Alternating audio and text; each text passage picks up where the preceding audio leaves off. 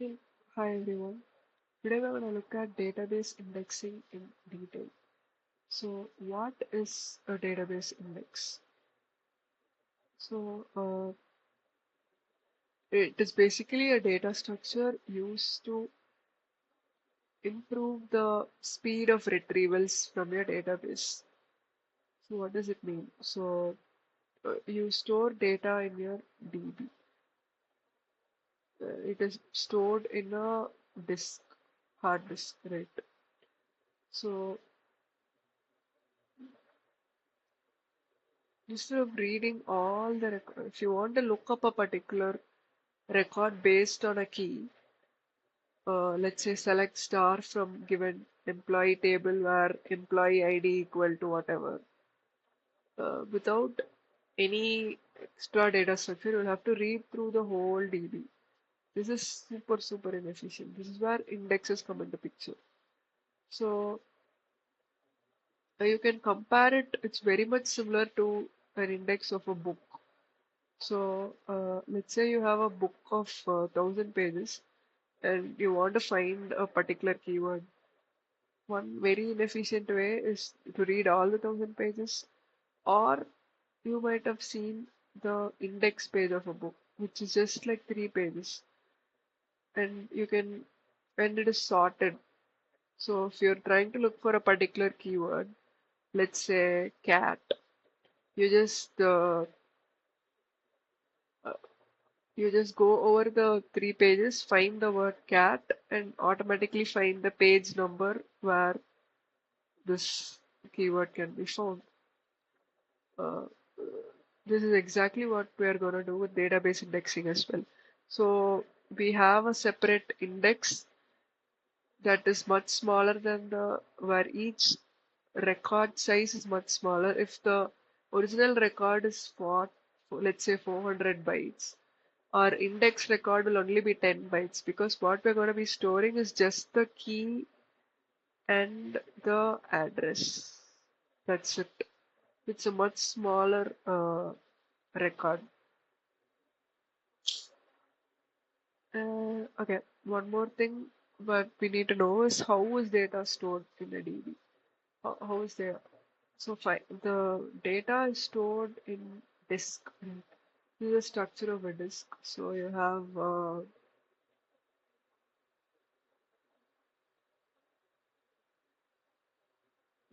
okay, let's try this circle.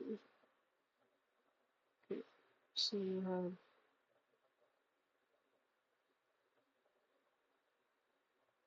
so a disk is divided into concentric circles called tracks, and then each track is further divided into sectors. A pie sort of thing. In this. Okay, so this part, right? This is a sector. But that's not what we care about right now. What matters more is block. What is block? Block is basically a logical unit of storage. It is the smallest unit of s- disk, smallest unit of disk that you can read or write at a time.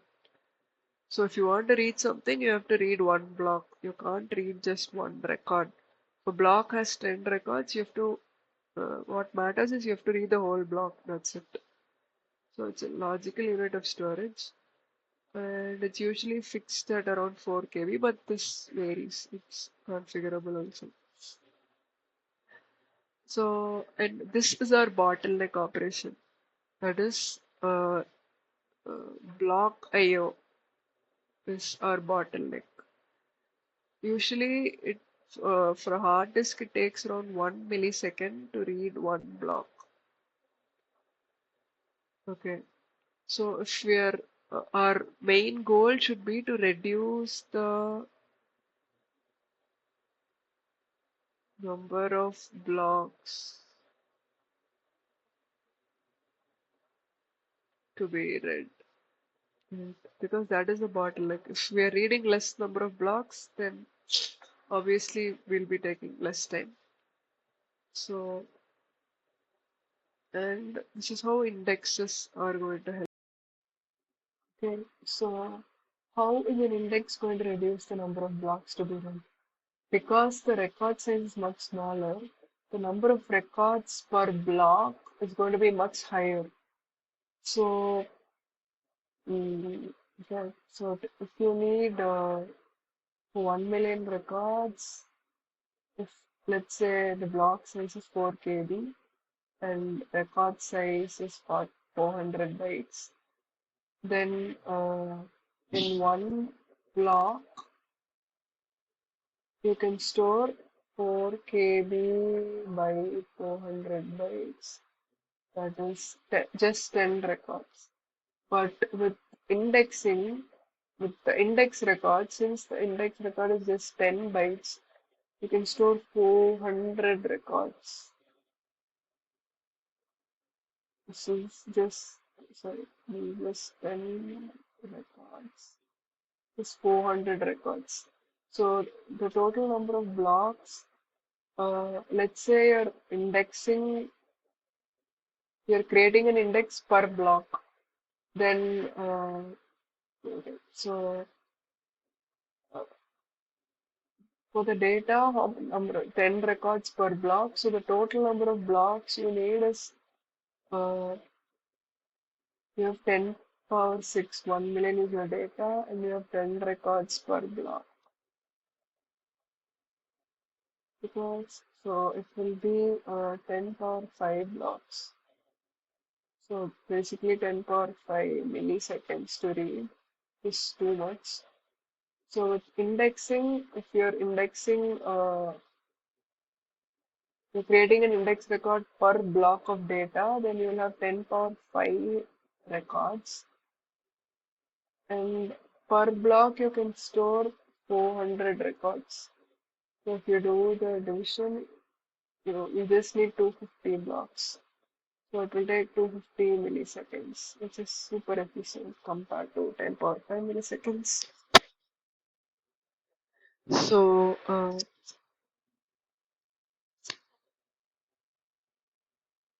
okay.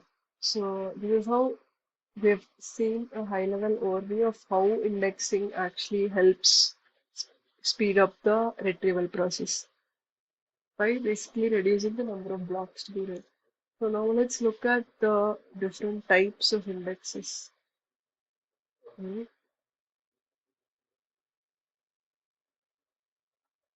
So let me list down all the types. First, you have hash index,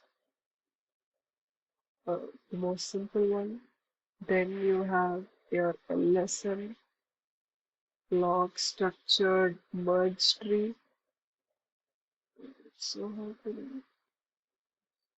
it? Then you have your B trees, three types of indexes. So hash index and LSM, these two use an append only log,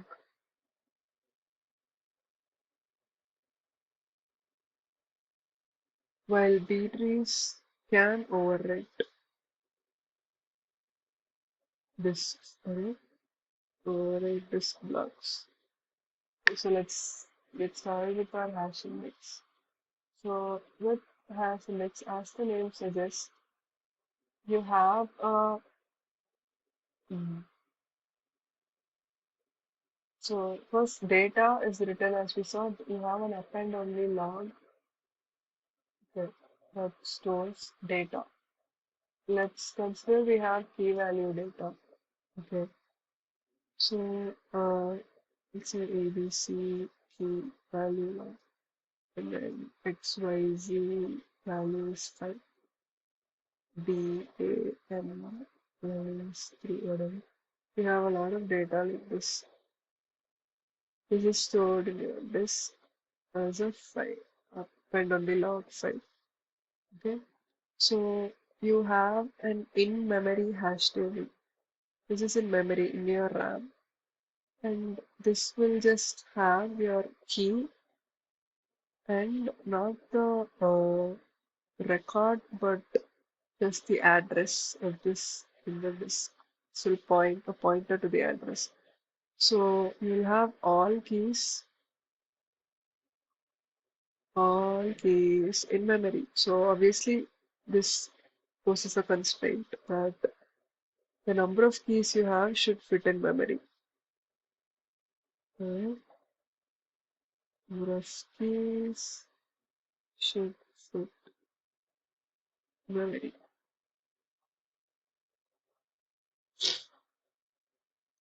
Okay, now we saw we have an append log file, but obviously you cannot have an infinitely long file. It's going to run out of disk space. So what you do is you segment this file into segments. You divide this. So when as the log file grows, after it reaches a particular size, you segment it. And uh, so let's say this is divided into segment 1, segment 2. So you have a sequence of segments.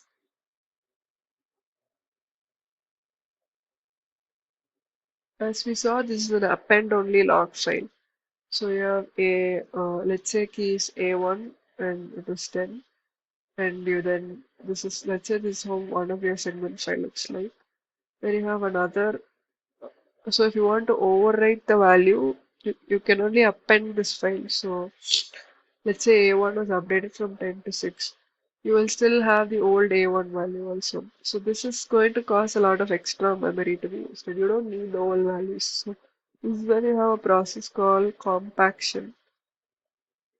It basically reads a segment file and keeps only the latest value for a particular key.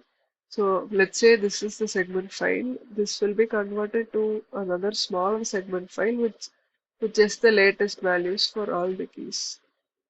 It's just compaction. And then you have merging. So as you do compaction, your segment size is going to become much smaller. So you can merge small segments to create a larger segment. Merge smaller compacted segments. So this is how it's going to look like in the DB.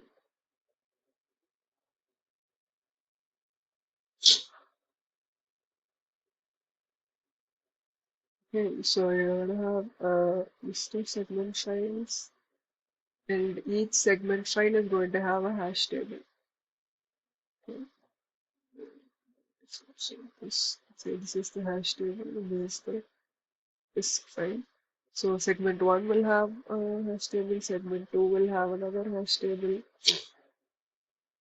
Each one. So if you want to look up a particular value, you start with the latest segment and keep checking all segments. That's simple as that. Yeah, but you do have certain constraints with this approach, which is the number of keys should fit into memory, and you cannot do efficient range operations. Now you have a lot of SQL queries, right, where you have to perform range queries, so that is not efficient.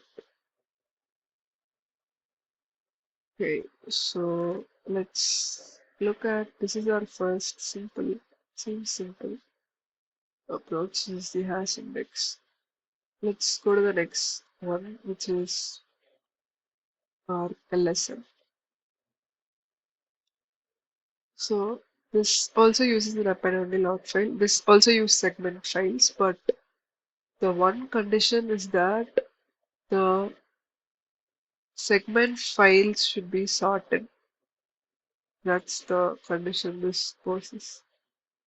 Yeah, that should be followed. Segment files should be sorted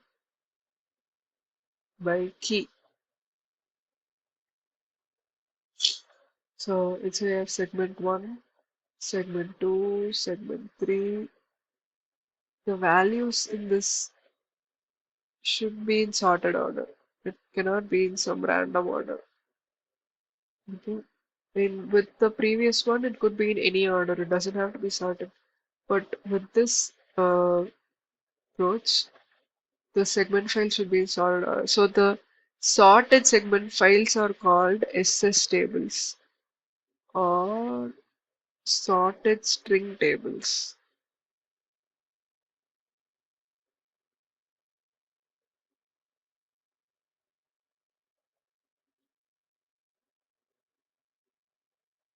So how is this better than the previous approach? Okay, since the keys are sorted, right? In the earlier approach, we saw that we have to hash all the keys because they are in random order in the segment files. But given that the keys are sorted now, uh, you only need a sparse index. You don't need to hash every key. You only need a sparse index. For example, if this is your log file for SS table with A, M, A, B, whatever, A, B, M. So it's sorted out at A, and let's say you have values until T. So your hash will look like you'll have for A, then let's say you have all values from A to T. You don't have to hash all the values. Instead, you just hash sparsely. So you have for A, then you can have for E, H, K, you know, O, Q. Yeah. So like you want to search for C, let's say. You just know that C is between A and E. So it has to be in this block.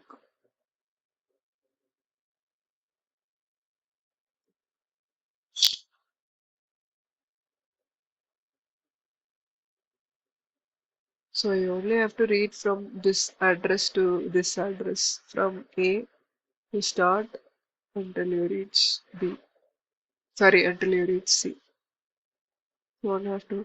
Or if you want to search for G, you directly, you know that G is between E and H. So you just start from E and search until H, the address of H, whatever is stored in the hash. So this is how it makes things more efficient.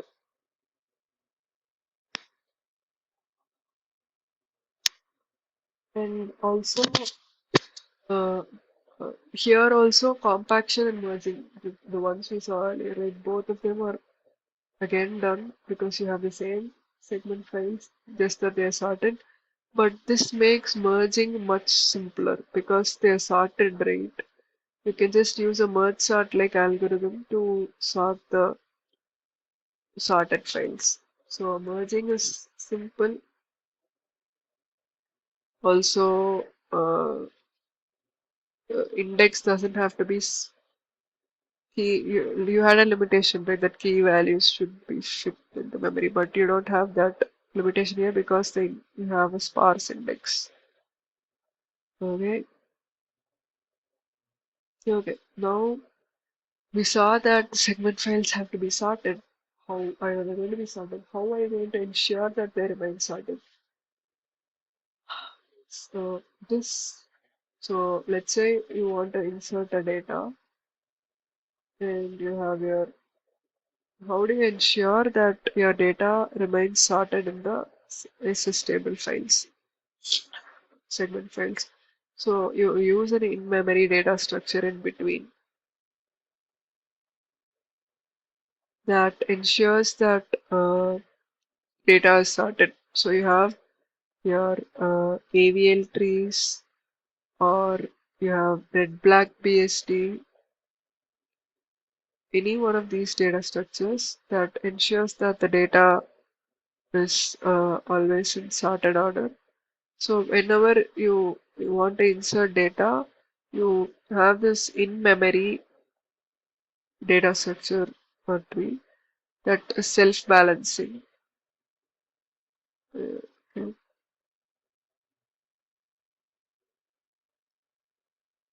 This is usually called as mem table. Okay, so when the data is inserted, You first put it into this in-memory data structure that ensures that it is put in certain way. And then after that, after the mem table reaches a particular size, you just flush it out into a file, into a segment file or SS table file. So this ensures that all the data is sorted in this particular SS table file. So this is how I ensure that all the data in a particular SS table file is sorted because you're just flushing it out from the balanced data structure. So, how do you look up? How does read and write work with this one? First, let's look at write. If you want to insert a new data, so we saw you just insert it to the AVL tree. That is in memory. That is makes it much more faster.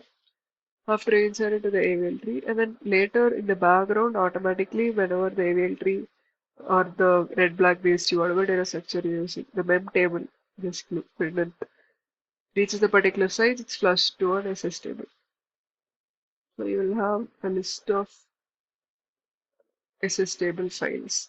And when you want to look up a value, you you check the mem table. If not, you look at each one of the SS table from the most recent segment to the last one because it's and compaction and merging is going to be happening in the background. It's just like before. So this is very much helpful for write heavy use cases because you're doing a batch write, you're not doing random writes. So makes write it gives very high write throughput and it's used in many NoSQL databases. Read is slower compared to other ways of indexing like B-trees. Read is slower because you have to read each one of the SS table files to see if it's there. Though it's sorted so that you can do a binary search and find it quickly, but still you have to read through many files so that high write throughput. So this is very much suitable for use cases where you need high write throughput, but read is slower. Okay. This is our LS entry. Next, our final and most commonly used index is the B tree.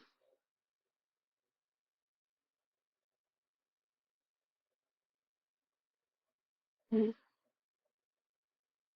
So with B tree, it's it's totally different compared to the previous two approaches we saw. You don't use an append only log file here.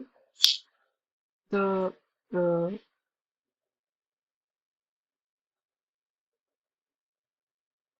just like the data disk is divided into blocks, here the data is divided into pages. Okay, and then as we saw, uh, B tree supports it divides the data into fixed size pages. Okay, and uh, basically it will look something like this.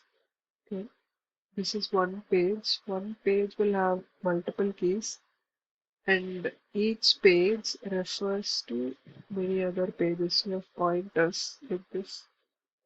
So if this is an M-way binary tree, M-way B tree, then it means it can have M children and N children and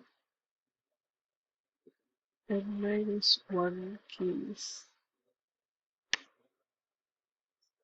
So, for example, 3, 30, 50, 90, 110, 180. Let's say you have this is one page. One page is designated as the root page.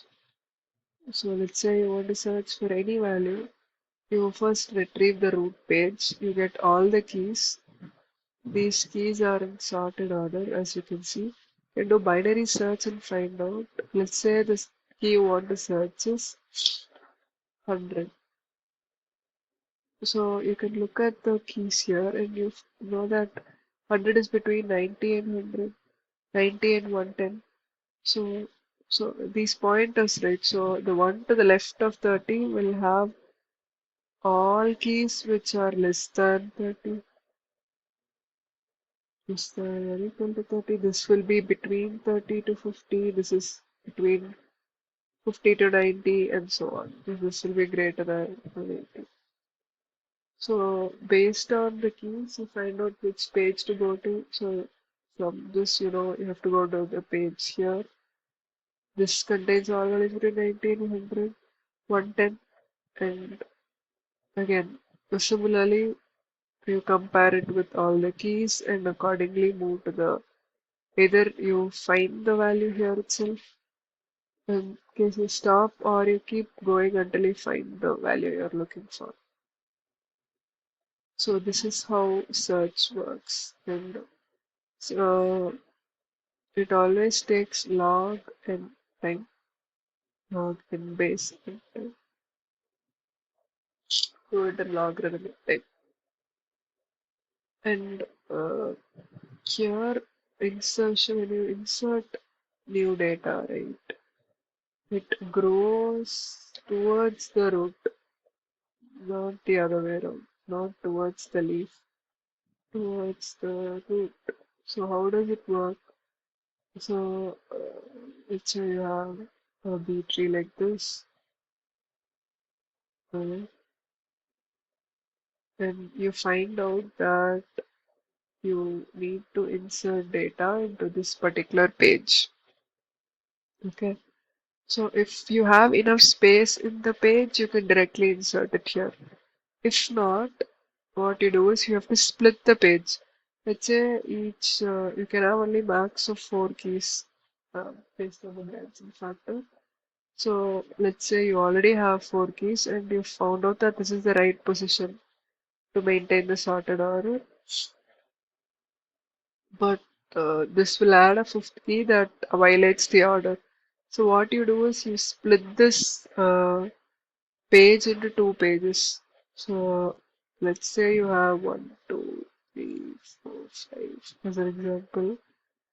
You split this into 2 pages where 1 and 2, 1 page, 4 and 5 goes to another page, and then 3 is moved to the parent.